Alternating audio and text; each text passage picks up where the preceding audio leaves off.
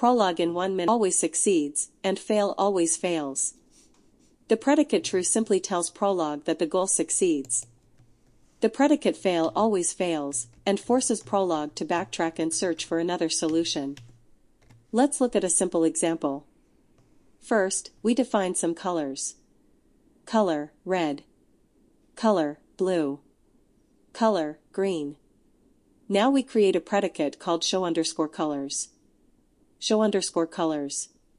Color, X, right, X, NL, fail. When Prolog finds a color, it prints it. But then it reaches fail. Because fail always fails, Prolog goes back and tries the next solution for color, X. So Prolog prints all colors. Finally we add one more rule. Show_colors. This last rule lets the predicate succeed after all colors are printed. This technique is called a failure-driven loop. It is a common pattern in Prolog to process all solutions.